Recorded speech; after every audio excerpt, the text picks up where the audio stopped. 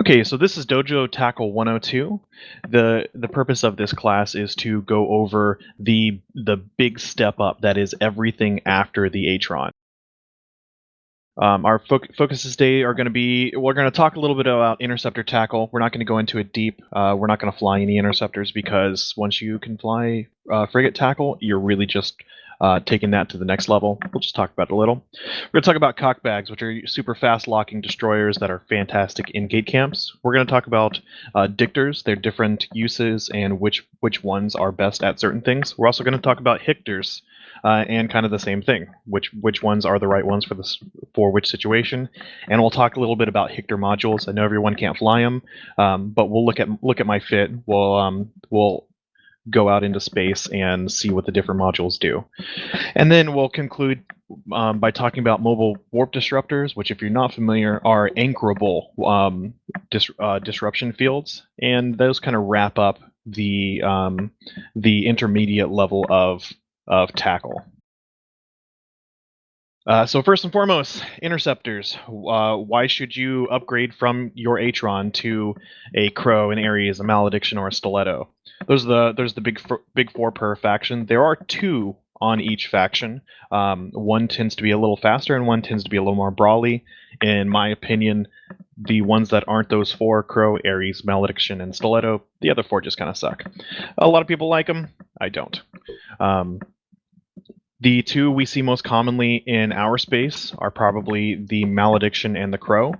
The Ares is also really common for more brawly stuff, and out of the four of them, I believe the Stiletto is the fastest. Don't quote me on that. I didn't prepare that part.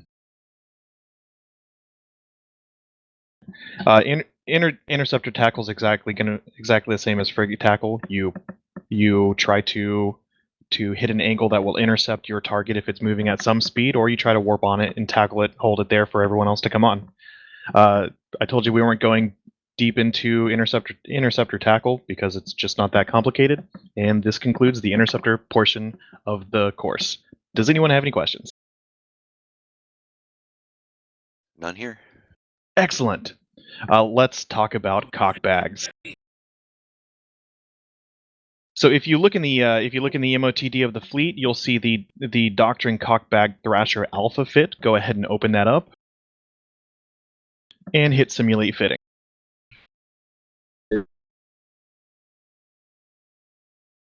Everybody got that open? Who wants it open? Yes. Okay, taking a look at this guy, I've modified the weapons because we were missing some things. Not a big deal. It's just for a class. There's a few things that immediately stand out. Like this is a destroyer. Why doesn't it have a propulsion mod? Well, how am I going to keep up with frigates? You're not going to. The Cockbag Thrasher is a gate camp weapon. It is designed for you to either already be there or land directly at 0, and then warp disrupt your target. So if you hover over the warp disruptor, you'll see that this is indeed a warp disruptor, not a warp scrambler. It does not turn off micro warp drives. It only applies 1 point, but it has long range. The biggest goal of the cockbag is to turn on those 2 sensor boosters after loading the scan resolution scripts, and make it so that you can target something in under 2 seconds and apply that warp scrambler. You're not going to be able to slow it down. Warp disruptor. There's no webs. You're not going to be able to slow it down. You're not going to be able to keep it from burning away. But your whole goal is to grab it so that other tackle can also grab it. Grab it first. Apply DPS. Start blabbing. Does that make sense? Yeah. Excellent. Down in the lows, you'll also see a pair of gyro stabilizers. That's to get the most out of your guns. This is not a DPS ship. If you, in your simulation window, click your cargo hold, you'll see your ammo. Go ahead and grab phase plasma and drag it to your ship. That will load all the guns in the simulation. My skills, I get about 206 DPS. That's not something to gawk at against a single frigate, but if you're trying to pin down a single frigate and you're just a lone cockbag on a gate, he will probably get away before you have the chance to blap them. And since you don't have any kind of propulsion mod, you're not going to be able to keep up with them. Obviously, the cockbag is always used in conjunction with other gate camp ships. It works really well if you also have something like a couple caracols, because they're darn good at applying to frigates. And also an interdictor, so that of course you can keep people from immediately warping away if for some reason your scram doesn't immediately apply, or disruptor. Does that all make sense? Yeah. Yep. Cool. That's pretty much it for the cockbag. We'll play with one here in just a minute. So how does such a setup for the cockbag apply to, say, a frigate that also has a 2-second align and warp out time? That's an excellent question. We were going to look at that a little bit in the gate camp.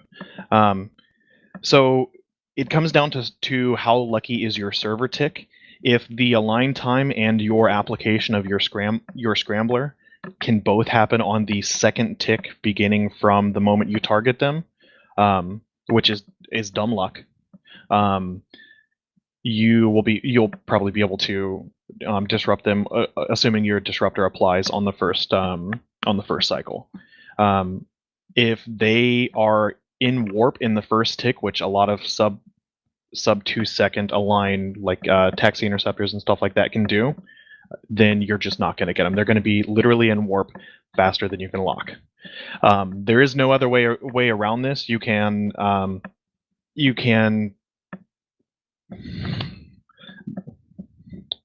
No, actually, I can't think of any way around that. Not in modern mechanics. That's it. What Taxi about interceptors get away. What about mobile warp bubbles? Or They're going to burn out. okay. So by the time they come up to speed and you grab them, they're going to be burning pretty hard. I'd say if you're pretty diligent, by the time there may be 10k out, you might be successfully disrupting them. Taxi fit interceptors probably get through bubbled gate camps 30-40% of the time. So you're probably gonna get the majority of them. You're not gonna get all of them. Okay. Unless you have a large gate camp. Then you can be pretty unstoppable.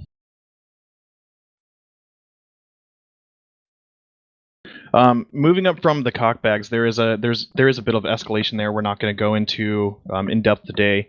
A lot of people have played around with T3 destroyers, especially things like the Hecate, as a super fast locking that can also apply much more DPS than a cockbag thrasher can.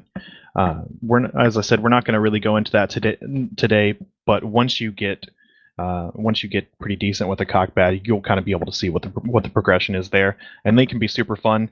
The big difference between the cockbag and the T3 decies, other than the application of DPS, is cost. If you lose a cockbag thrasher, you're out 10 mil. If you lose a T3 deci, you're out a lot more money.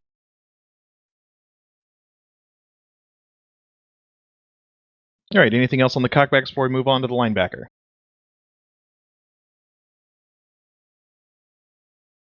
Cool, let's go ahead and take a look at the fit for the linebacker. You should see it in the MOTD. You can click it and simulate fitting. So the linebacker is not a doctrine. The linebacker is more of a state of mind. I like the linebacker thorax myself, so that's the one I brought to this class. A linebacker is little more than a tanky tackle cruiser. You can also apply that to battle cruisers. I don't think they work as well, and they're more expensive to field. Ultimately, any tackle is likely to be to have a lot of DPS applied to it because people want to get away. So I'm not going to do it with a battle cruiser. But I do like this linebacker thorax.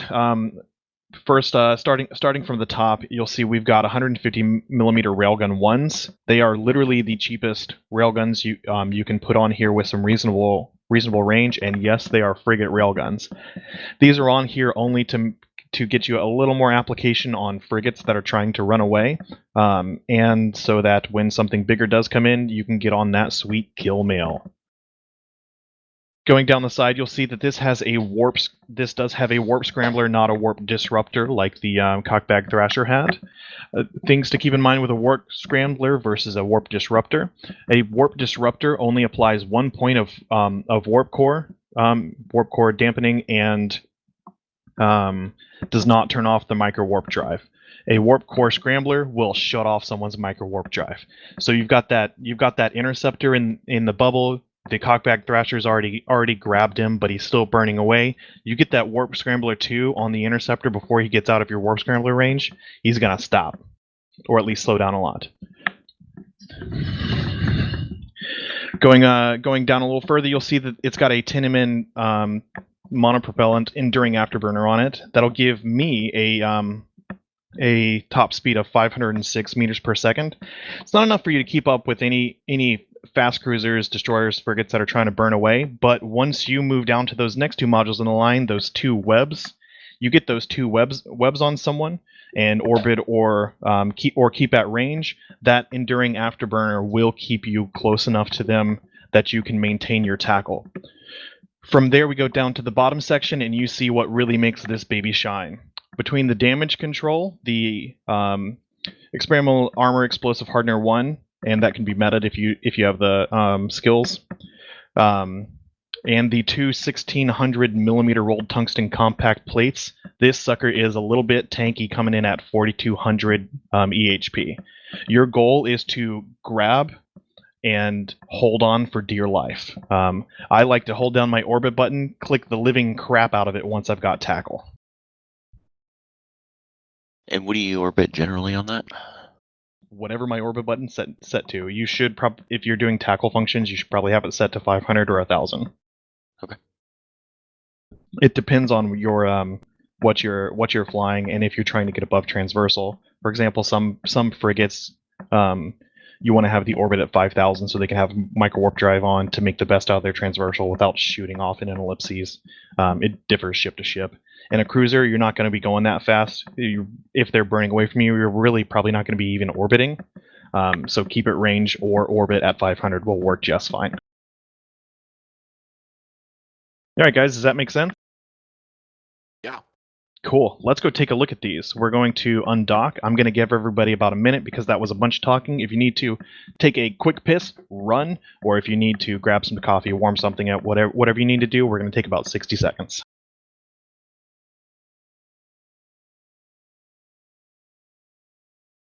I'm just sitting in and listening. Is that cool?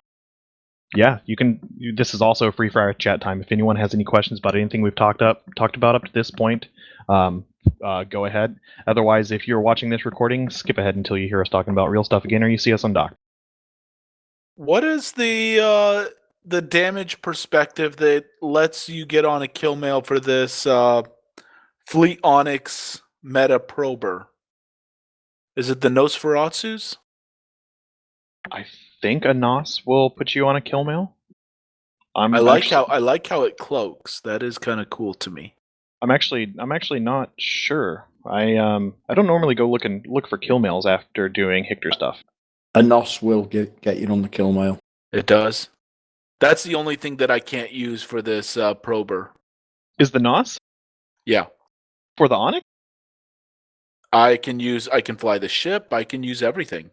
Nice. That is an there aren't that many Hictor pilots. There's probably tens in Brave, and maybe a handful more than that if you include the Alliance. That is an incredibly valuable tool. I think when I first started playing Eve, I dipped my hand into PvP after about 6 months, and I found my way into one of the sub-alliances under Goon Swarm, and then after that, they gave me a bunch of stuff to train to, and I just kind of wore myself out, so I quit. Yeah, if you hear of a fleet going and you haven't heard anything else about a Dictor or a Hictor, feel free to ask an FC what the situation is on that and whether they want you to bring one. A lot of times they will say yes. I like the actual hit points on this one. It looks like it'll stand pretty good in a fight. On the Onyx? Yeah. Yeah, Onyxes are takey. Okay, you guys ready? Everybody back? If Yep. you're not, you're probably not here to say you aren't. I'm going to give everybody 10 seconds warning, and then we're going to undock. Oops. It clicked. Oh no, there's a bunch of tackle on the undock. What are we going to do? You talk about scaring people. Alright guys, undock from the keep star. And once you undock, if you look in the MOTD, it will say watch list Taldor Meritus. Taldor Meritus is me. Go ahead and add him to your watch list. If you don't know how, you can just right click Fleet Add to Watch List.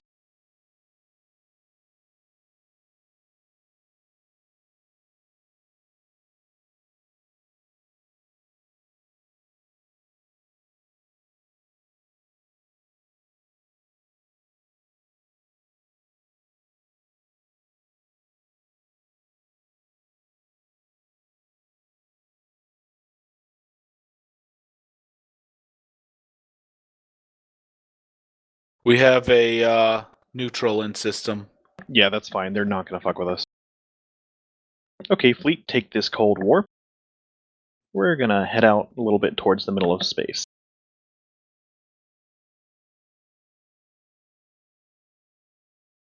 Now, if you are in a linebacker, you probably saw that even for a thorax, it's probably got a little bit of a slow align time, and it doesn't warp into things fairly fast. Again, that's why the linebacker is a second tackle. If you're not already on a gate camp, it's going to take you some time to get to wherever you need to be. So that's something you want to keep in mind. If you're in standing and you're like, "Hey, I'll bring a linebacker because someone else has already got tackle and I'm already sitting in my linebacker," remember it's going to take you a few seconds to align first. I think it's about 10 seconds. Okay, everyone anchor up on my flycatcher.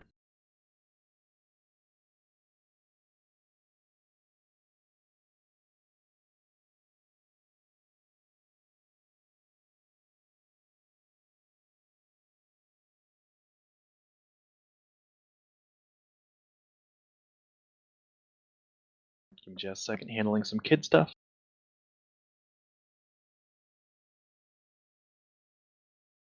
Okay, everyone, if you aren't familiar with interdictors, right-click on my flycatcher and do Show Info.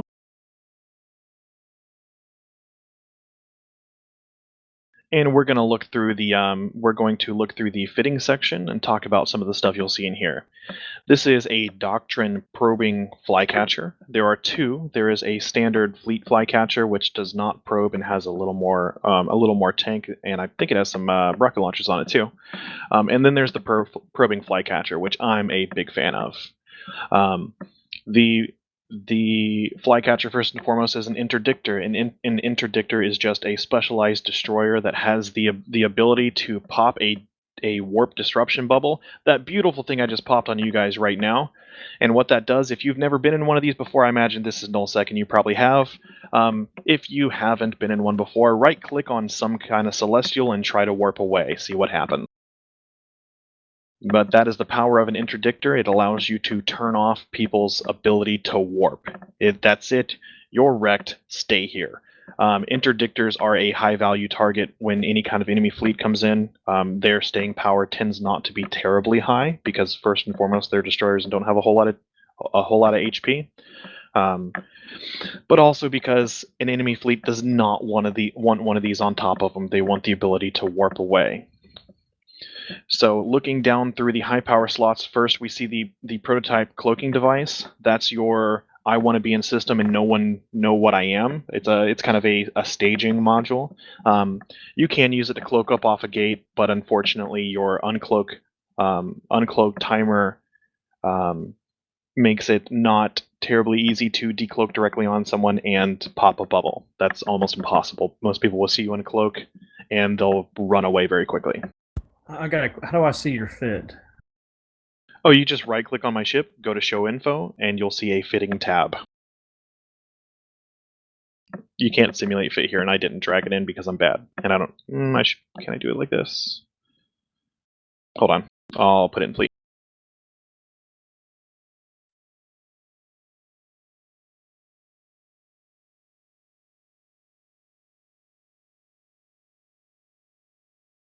All right, I also linked in fleet, which will give you the option to simulate so that we can take a look at the modules that way. I'm gonna simulate from here on. After the cloaking device, you'll see an expanded probe launcher. That's the most valuable tool on the Proby flycatcher, second to, of course, the interdiction sphere launcher. This gives you the ability to find the enemy fleet, warp on them, bubble, and call for help. If you find yourself in that situation, you want other people to know this is what you're going to do. For example, yesterday in Impasse, we had 2 Tempests, 2 Praxis, and a Malediction try to grab a Rorqual. When they saw our response fleet come in, they warped to 3 AU off the sun. We couldn't warp to them directly. I popped probes, probed them down, let the guys know I was going, put X's in fleet in advance, and just had them primed, so all I had to do was hit enter. And then I warped to the enemy fleet, spammed that bubble key like crazy, and hit enter in fleet to send those X's. My fleet came behind. About 30 seconds later, I melted, but it was too late. Other tackle was already on grid, as well as an additional interdictor. We ended up popping the 2 Tempest and 2 Praxises right there because of the ability to probe down the enemy ships, land on them, bubble them, keep them from getting away. So if you look, if you go ahead and hit simulate, turn on the adaptive invuln, you'll see probably somewhere between 7.5K and 8.5K, depending on your skills. I accidentally overheated mine. My simulation looks bad. This is not a very tanky ship. Like I said, you're gonna pop fast. The probing flycatcher has less EHP than the fleet flycatcher. But either way, you're still a crackerjack. Anything with any like cruiser up or large desi or even a significant number of frigates is just gonna wipe you.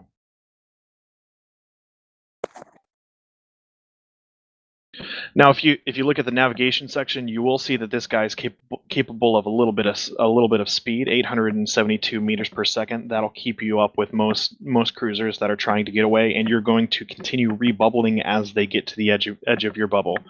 Do me a favor, Cody,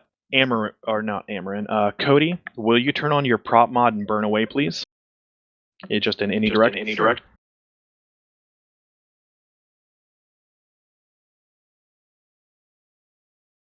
We're going to simulate this.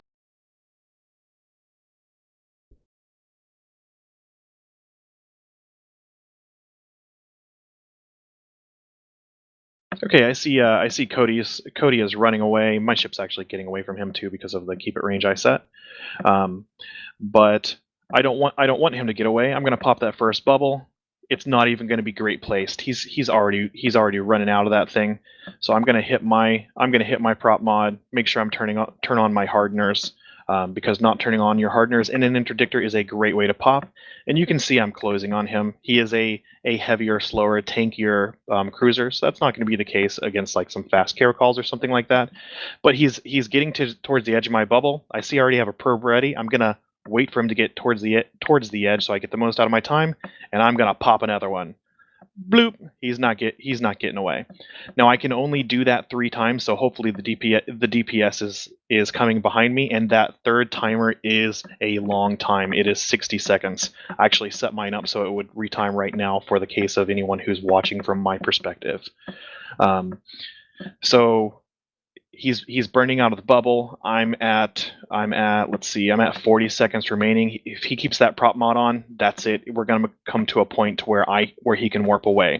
The probing flycatcher does not have any kinds of points, webs, anything like that to slow him down. It is more for getting on top of people and putting a bubble on a fleet. So that's it. With about 20 seconds later, he's getting out of my bubble. He can warp away. That's the bad thing about a interdictor. All right, you guys stay here. Everyone anchor on Yonda. Yonda, stop in space.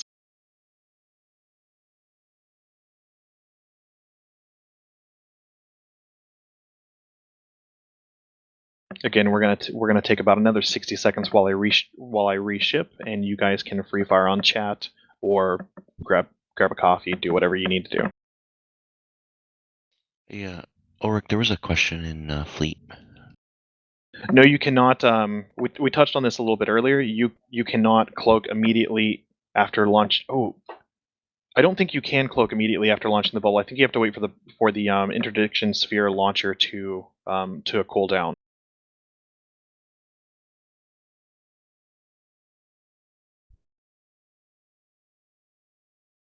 Yeah, I'll double check that though.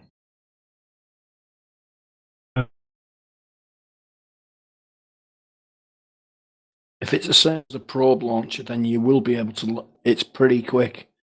It doesn't have to reload. It just has like a little cooldown timer on it. Yeah, it's like 3 seconds. So not hardcore immediately, but fairly quickly. Not you can recloak faster than you can uncloak and pop a sphere, because you have to wait for the cloak to completely cool down.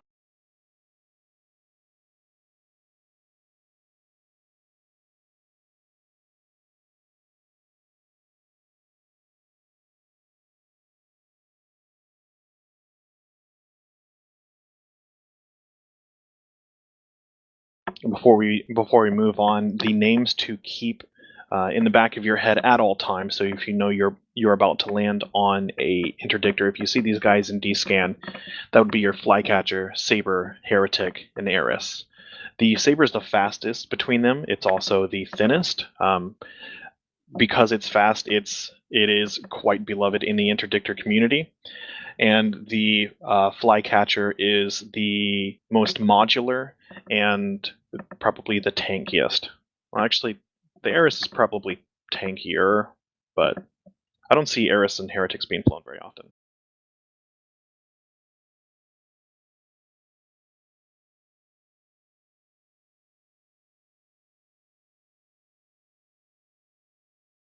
Okay, if you want to look in the MOTD, and you'll see the Doctrine Fleet Broadsword. Go ahead and open that up and simulate. Coming on grid right now is my baby. I love this thing. It's my first and only broadsword. Well, actually, I have two. It's the first broadsword I bought. But I have not lost this yet, and it's been out of sheer dumb luck. It is ugly. It looks like a hair dryer, and it makes people cry. Because Cody, will you start burning out again, please?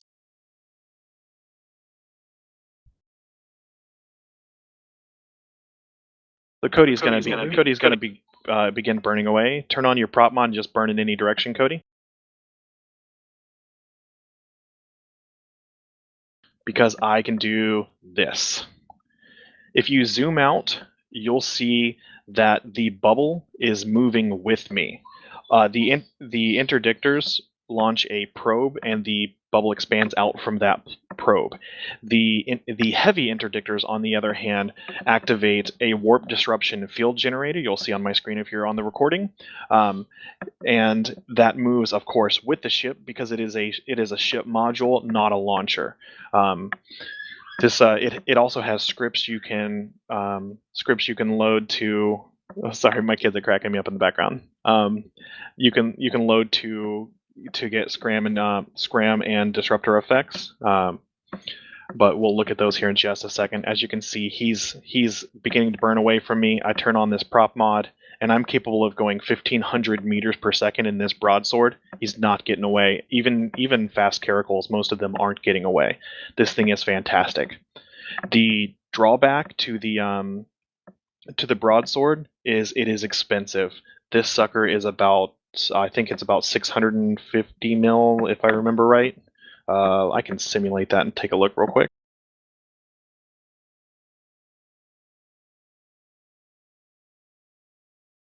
I don't believe that. 407 mil in the bottom right-hand corner. Screw that thing. Okay, if everyone wants to anchor up on the broadsword, I'll drop this bubble. Go ahead, catch up, anchor on me, and we'll start talking about the stuff you're seeing now in your fitting simulation window. Being a shield heavy interdictor, the broadsword fits excellent into our doctrine compositions. You're most likely to have have shield lodging on field, which is going to make the best use of that tanky 120,000 EHP, significantly more than we saw in the linebacker. The broadsword does have some pretty good staying power. That's a good thing because these guys are used for tackling large ships. Not so much. I mean, you can throw them at anything, but they especially like to throw heavy interdictors at dreadnoughts, carriers, supercaps, titans, that kind of stuff. A single broadsword can grab a titan, and there's a few ways you can do it. Because if you look in the modules at the top, where it says Pitfall Compact Warp Disruption Field Generator, if you right-click on that and hit Show Info, go over to the Used With tab, you'll see there are two scripts, a Focused Warp Disruption script and a Focused Warp Scrambling script. We're not going to drill into either of those real deep, but basically they allow you to turn your Warp Disruption sphere into a scrambling module. Can you link the fit again for me? Yeah, definitely. It's in the MOTD, but I'll move it down. Oh, never mind. So that's one of the kind of cool things about these is if something isn't maybe a bubble isn't quite the right situation, like you have a bunch of other friendly ships you don't want to bubble, you can load that warp disruption script, and I'll go ahead and do that now for the people who are watching. If you're not familiar, when you click it, it'll do just like a scram. It'll apply to anything you lock. I'm going to grab this thrasher. I shouldn't have done that. That's going to take a while. But it'll apply just like a standard scram. The Amarin, you should see that you're scrammed right now. If you try to warp away, nothing's going to happen. That was not a separate module. That is a script loaded into the exact same type of module that does this.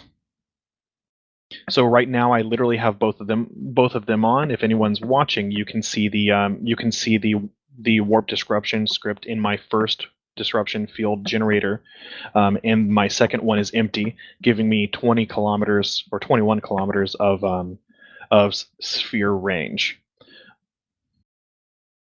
Does that make sense, guys? I know that was a lot. Yep. So it's situational. It is situational. So if we have an enemy Nyx and we're dropping dreads on it or whatever it may be, and we want just the Nyx, we want to be able to, if we get counter dropped, get our capitals off field, I can load that script, grab the Nyx, it's not going anywhere. Unlike a traditional scrambler disruptor, it can apply to everything. If you load that script and fire it at a Titan, that Titan is stuck. Going through the rest of the fits, if you're still simulating our fitting, you'll see that we do have that 50MN YT8 compact micro warp drive powering this sweet boy up to about 1500 meters per second, at least on my skills. Everything else is tank and how to keep up with that tank. We've got some damage controls, and we've also got 3 power diagnostic systems too in here, and that is just to supply as much power as possible to the shields and sphere modules. Cool. Everybody cool? Why do you have liquid ozone in the cargo? Say again? Why is there liquid ozone in the cargo? Because if you're coming on field, there's a very good chance that there are caps on field, and someone might go, "Crap, I forgot liquid ozone." Okay, cool. Yep, it's actually part of the doctrine is that it can also be a little bit of a fuel truck. Is there anything interesting else to talk about in the cargo? The EMP is just to, as you can tell, it has a single small gun on it. I've replaced mine with four like scout artillery, so that you can whore on kill mails. You should know how to use nanite repair paste. If you don't, let me know. We need to have a talk. Other than that, you'll see those two scripts in the cargo hold as well. As for what disruption and what scrambling does in those scripts, it's exactly the same as the modules. Scramming does the scram job, disrupting does the disruptor's job. right. Anything else while we're looking at the Hic?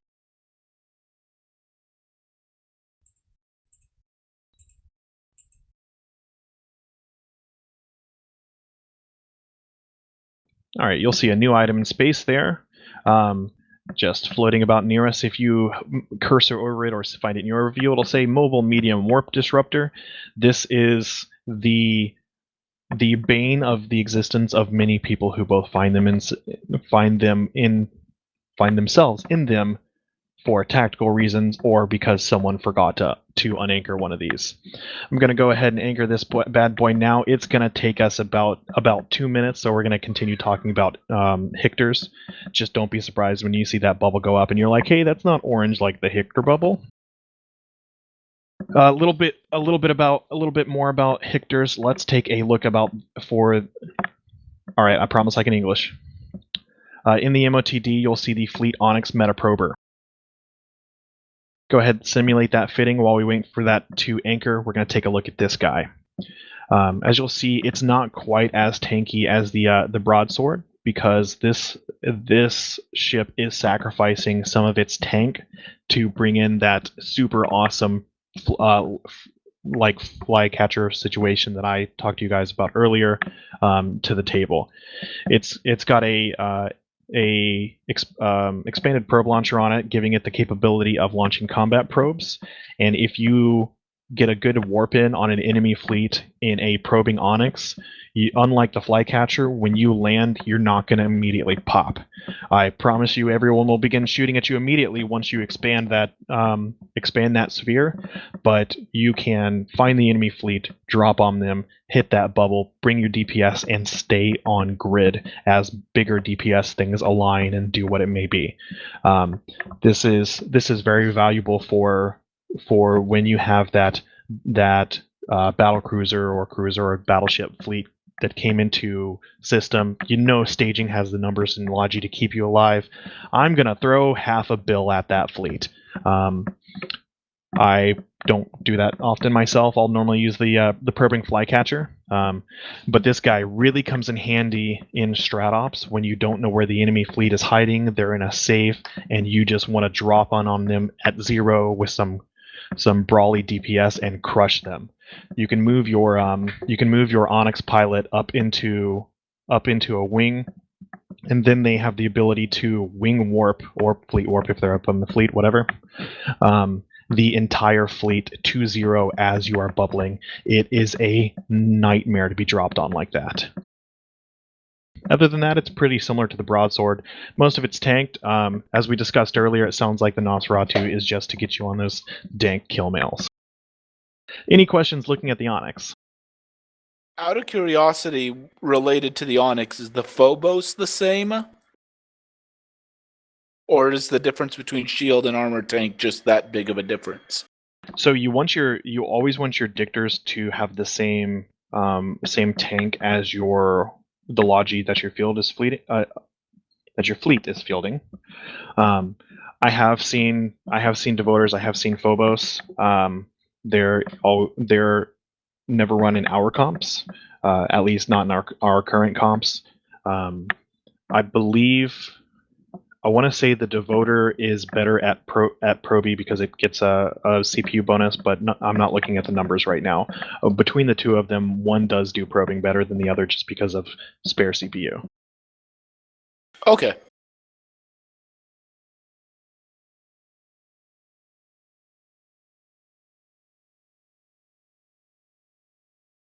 Anytime.